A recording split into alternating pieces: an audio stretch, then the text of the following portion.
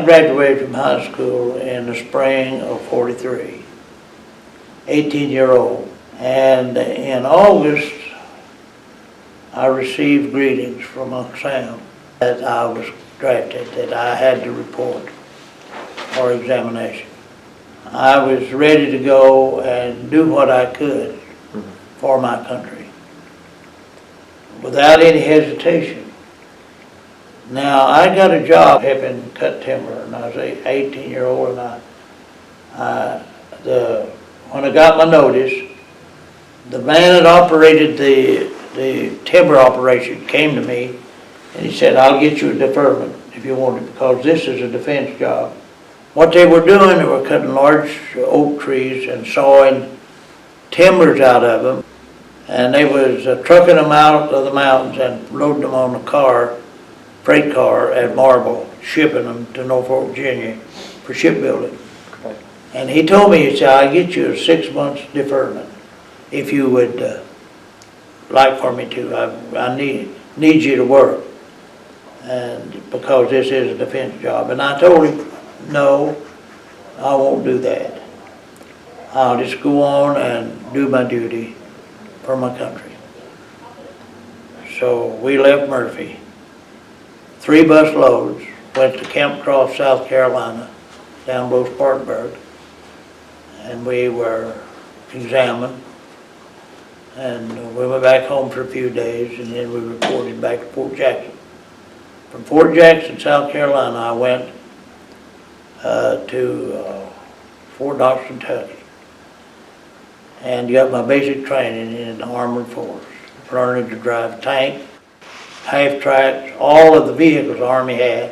Growing up, we didn't have a car, and I had the only thing I'd ever driven was an old A model Ford a little bit. So it's brand new to me, all that was. That was something else. But I got a license for everything the Army had. But my principal vehicle was a tank. I went to Fort Meade, Maryland, and got to Fort Meade, Maryland. They went on battle training out and maneuvers. While I was out there, they told us we was scheduled to sail out. And so the 6th of April, 1943, we boarded the ship on Pier 51 in New York City and headed for the Europe. I was really attached to the 7th Armored Division at that time, because I was a tank driver. But on the ship that we went over on the British Aquitania, the 3rd largest troop ship in the world. There was Queen Mary, the Queen Elizabeth, and Britannia, and then the Aquitania. There were 13,000 troops on that one ship. It was, I think it felt kind of like a sardine would feel in a can. Because we stacked in them places with a little bumps. Our face was about that close to the top of the book above, and just crawl in there, you know. We was just packed in there. But we landed in Glasgow, Scotland, 9 days across the Atlantic, zigzagging our course, because they did that to dodge German submarines. Landed in Glasgow, Scotland, got on a train in Glasgow, and went to Wells, England, down in southern England. And we had tents in a cow pasture. That's where we ended up staying. We had some training while we were there, and the training was to get ready for the Normandy invasion. But in high school, I was fortunate. In high school, I had taken business courses instead of college prep courses. I'd taken typing and bookkeeping, and I'd had 2 years of typing. And that went on my records when I went in. And I had 2 years of typing. Well, luckily for me, when I got to England there, they had a shortage of clerk typists. And they sent me to London to school. And I went to school in London for 4 weeks, training as a clerk typist for the Army. It's 44. So I finished my school and went back to my company. But when I got there, a whole bunch of our boys had gone. I didn't know where they were. But just a few days after that came the 6th of June, when the Normandy invasion occurred. And I went in on the Normandy invasion day 2. I didn't go in day 1. But a lot of my buddies went in day 1, and a lot of them were killed. And out of the 13,000 that was on that ship, I'd say 90% of them were involved in the Normandy invasion. And at least 40% of them were killed. Day 2, well, it was plenty bad, yeah. I tell you what. The fighting was going on the beach yet. And in fact, my buddy, as we went up the incline, you know, the cliff going up from the beach, my buddy was killed, shot down by my side. In fact, to the business, I believe that the sniper had zeroed in on me, because my buddy was on the left side and the bullet came from the right, and I was just one step ahead of him. That bullet went right by the back of my head and hit him, and I had to leave him, go on leave him. Couldn't pick him up. We couldn't do that. We went on we made our way inland. I don't know how many was killed, but we pitched our pup tents out in a field along a hedgerow. And while we were there, they brought in on landing barges some bulldozers, and they started digging a channel with the width of the bulldozer blade, and they started burying the dead bodies. That's where the cemetery is now, in Normandy. And they putting up crosses. But the cross that's got a dog tag on it, the name, maybe 100 yards from where the body was, you don't know. It's horror, and nothing short of horror.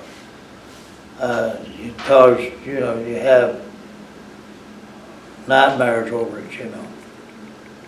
All the bodies blown apart, leg laying in one place, head in another, and all that. But they picked those up, put them in mattress covers. They didn't have body bags for all of them, and they put them in mattress covers and roll them in that ditch. Take the dog tags off, take one off and leave one on the body, and the other one they put on the cross. And that's the way they identified it, because everybody had 2 dog tags. The next big experience I remember was St. Lo, France. St. Lo, when I went through there was the smell of decaying flesh. There was dead bodies everywhere, dead animals, horses, cows, decaying everywhere.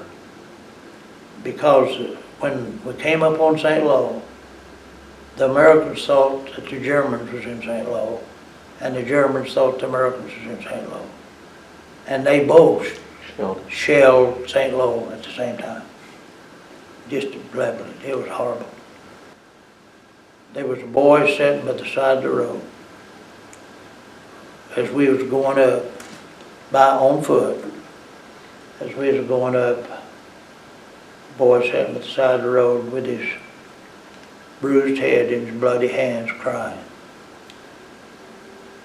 I remember, me and him was both 19. He was from Mississippi. And I said, get up and come on, let's go. He said, there's no hope, there's no use. Now, I've always been a Christian. I know the Lord. And I said to him, I said, you know the Lord, are you a Christian? Yeah. He said, my family, I'm from Mississippi. I said, well, there is hope. Get up from there and come on. Get your bloody your bruised head out of your bloody hands, and come on, let's go. So I got him, and wasn't supposed to do that. We wasn't supposed to even stop, but I couldn't leave him there. Took him with me, and we came on a health clinic up there that was caring for the wounded, and I left him there. And years later, a doctor came to Andrews, opened up a clinic with the name of Dr. Van Gorder, and I got to talking to him, and he said that was his clinic. When I went to school in London, they took me out of the Armored Force. Okay. They put me in what they call a replacement outfit. We was supposed to replace wounded, and which I did. A boy got killed, and I went into his company, and I went into the 839 Ordnance Depot Company, and we was part of Patton's Army, the 3rd Army. I stayed in Patton's Army all the way up through France. One day I had my tent pitched out in the edge of a forest beyond Paris. We'd gone past Paris, across the Moselle River. And I heard my name called from the company tent, and I went up there, and there was a guy there with a little old personnel carrier, and he said, "I've been looking everywhere for you. You're assigned to our company." I crawled in, I got my stuff packed up and crawled in there with him, and we headed north. And we never stopped till we got to Isden, Holland, on the Belgian border. And I joined the 839 Ordnance Depot Company. And this Ordnance Depot Company, they moved to the front lines. Was front line, we was called forward field. We moved to the front line and stayed there till the front line moved 12 miles. And then we moved again.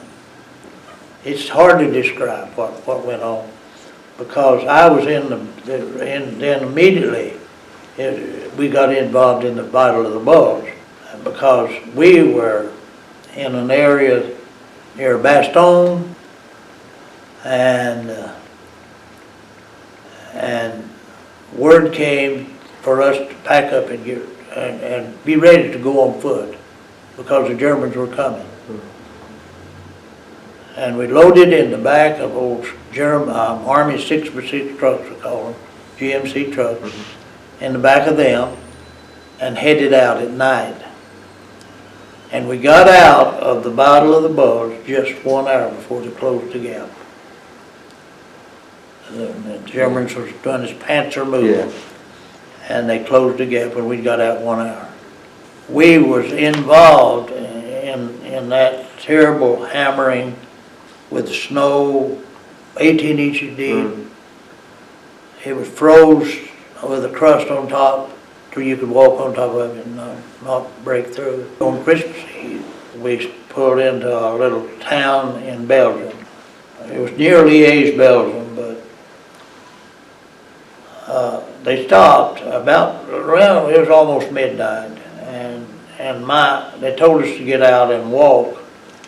I got out, and my feet were so cold, I couldn't feel it. It felt like I was walking on stubs. I didn't feel like I had any feet. Wow.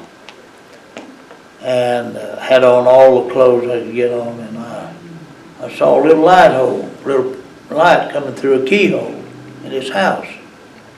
And I got down and peeped in there, and in that house was three children and 2 women.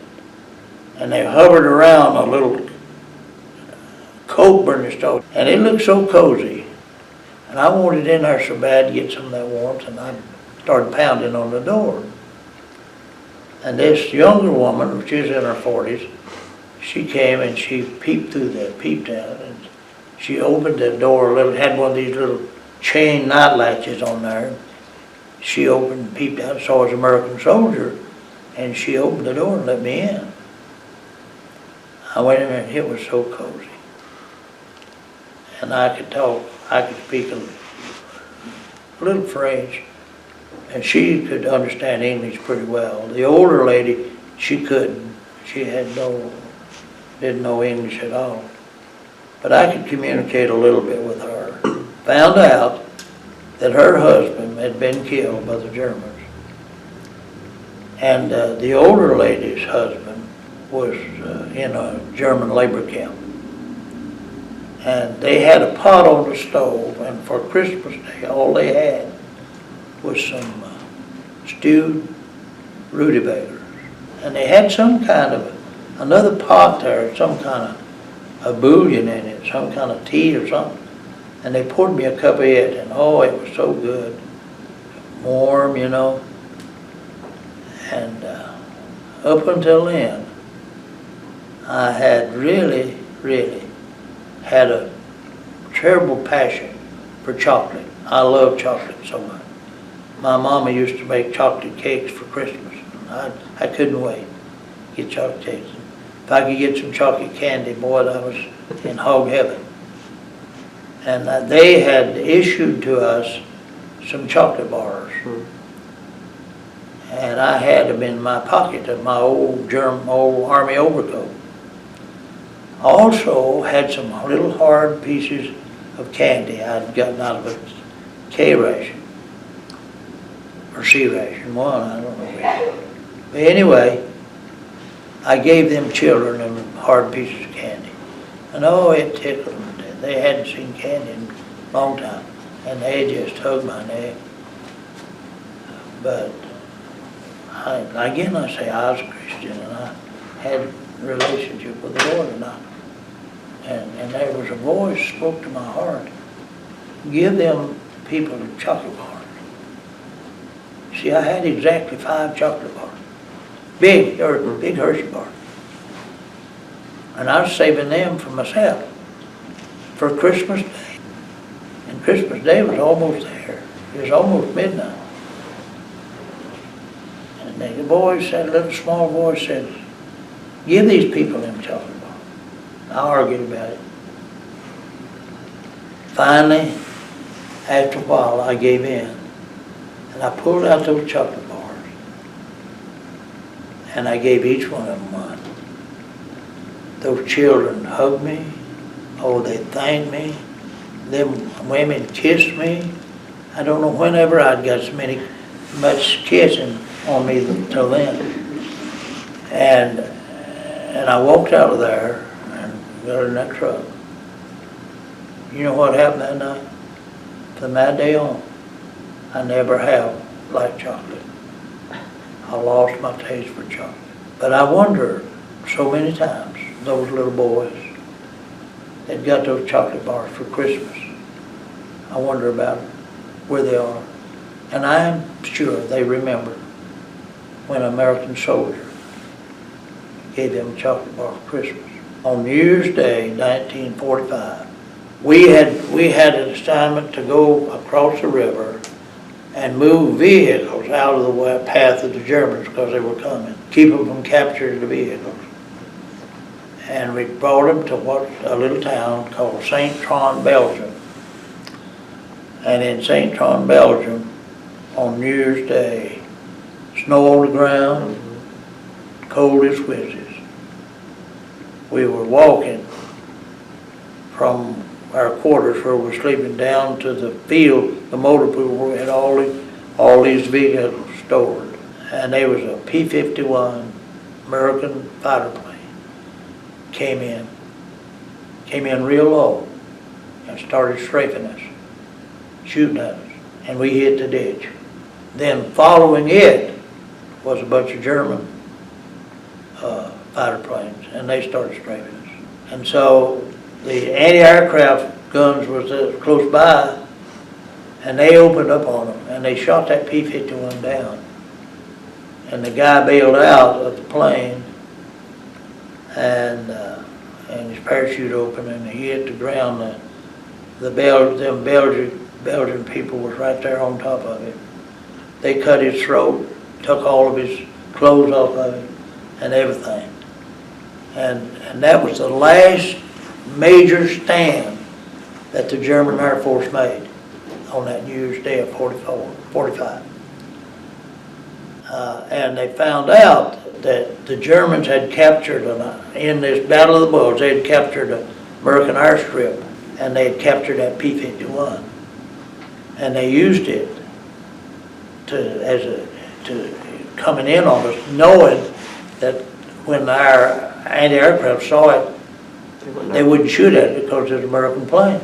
But that was the last stand they made, major stand in the Air Force. And of course, the story of the Battle of the Bulge is that in January, you know, why Patton began to come up from the south in the Third Army, of which I was left and come up there. I was at that time in the First Army. Yeah. But Patton was coming up with a wedge driving into this Battle of the Bulge, and he broke it. And General McAuliffe was commanding general in the Bulge, and he was in that group that was in there. And the Germans gave him a message. Of course, it's famous stand that for him to surrender. And General McAuliffe said, "Nuts to you." I thought, we've got it made. I knew Patton. I knew Patton because I served under him, and I knew what he would do. And President Eisenhower, our General Eisenhower, that time was Commander-in-General of ETIL, and him and Patton didn't always agree. And Patton had a mind of his own, but he got the job done. And he broke in there and broke them, and of course we drove them back.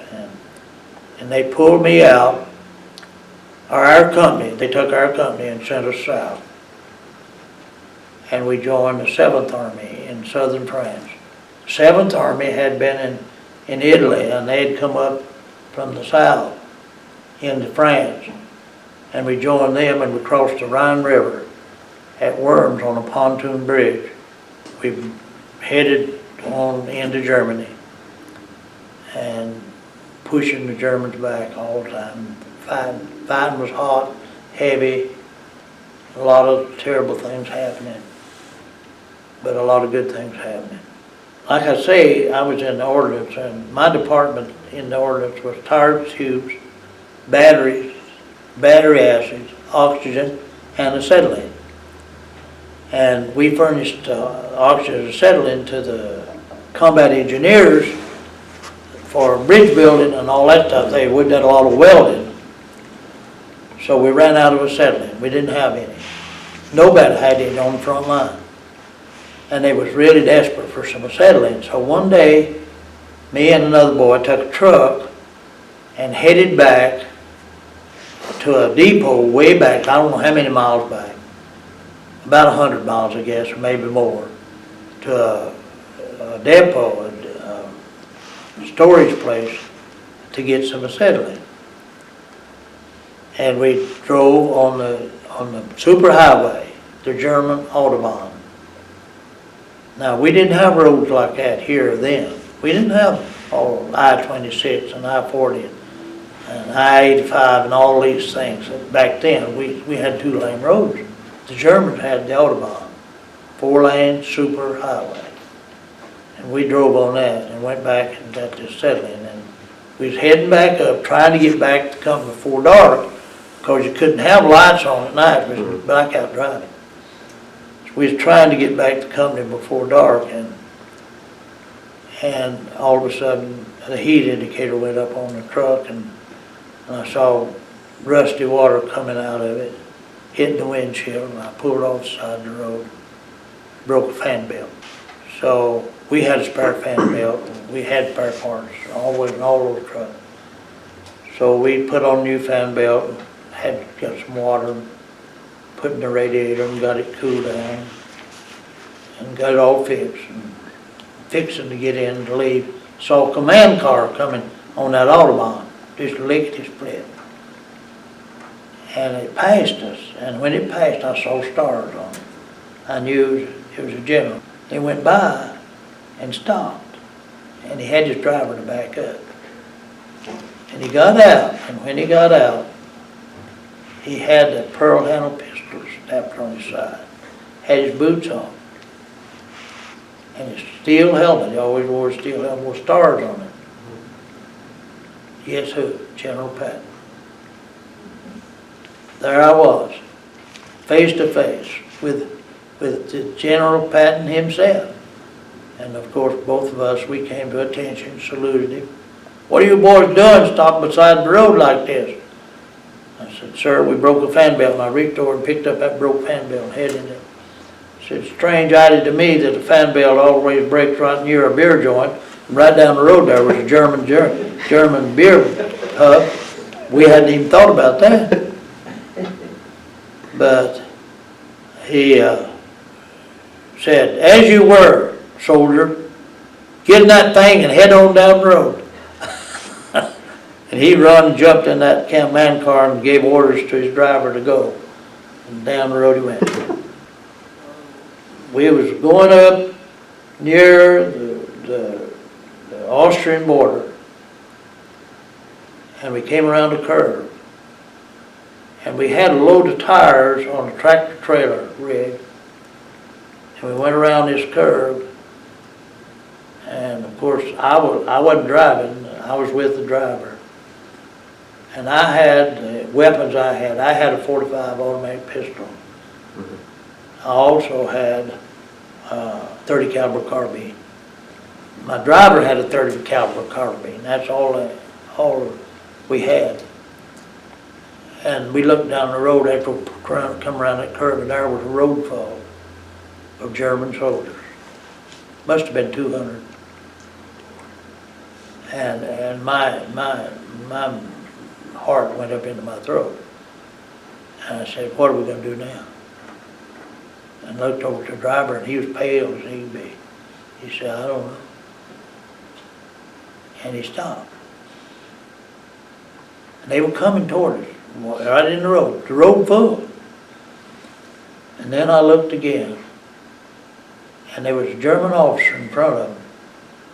And he had a stick. And on that end of that stick, he had a white handkerchief tied. He was waving it to us, and they came on up, and they all raised their hands. They surrendered. A road full of German soldiers surrendered to 2 GIs in a truck. God. And that German officer asked me a question. He said, is there a prison concentration camp nearby?" I said, "Yeah, there is. Right on down the road here, about a half mile." He said, "We surrendered to you." I said, "Well, you go on down there to that camp, and you tell them you surrendered to us." So they did that, and we went on our way. But we went to Pittsburgh, Germany, right on the Austrian border, in the foot of the Alp Mountains. Beautiful, oh, beautiful place. And we got settled in, and everything was going okay. One day the captain came out, said for everybody to come out in the field and line up. We went out there and lined up. We didn't know what was happening. He said, "I've got good news, boys." "What is it?" He said, "Germany surrendered. The war's over." We had a party. And I mean, tell you, we had a party. It was great. Now, after that, we stayed there a while, but we didn't do anything. There wasn't nothing to do, but we was waiting to see what was going to happen. So then they loaded us up on a train, troop train, and we came back to Schorndorf, Germany. Stayed there a while, and then on to Marseille, France. I was walking guard duty there, and I heard ship horns blowing in the harbor. And I began to hear guns firing, and I saw fireworks. And what's going on? About midnight. And there was an MP come down through there in a Jeep, and he stopped. I said, "What's going on?" He said, "Japan has surrendered." We knew about the atomic bomb already. We knew that. And we had some German PWs working there for us, and I had about 4 or 5 German PWs working for me. And I asked them what they thought about what was going to happen. He said, I tell you right now, I know what's going to happen. I said, what? He said, Japan's going to surrender. And of course they did. And so, see, at that point, our orders was to go to Manila. Well, it was a few days before we was to load on the ship. And the day before we had load on the ship, they changed our orders to send us home. Oh. And an amazing thing about it, they had pulled out of our company maybe a half a dozen or more, 8 or 10 maybe guys, that had been in the military longer than the rest of us. They were older. And they had enough points to get out. And they was going to stay behind and come home. Well, when they changed our orders, well, we loaded on the ship. When we got on the ship to come home, them boys were standing on the shore waving at us, and we came home and left them over there. And they didn't get to come for about 6 weeks.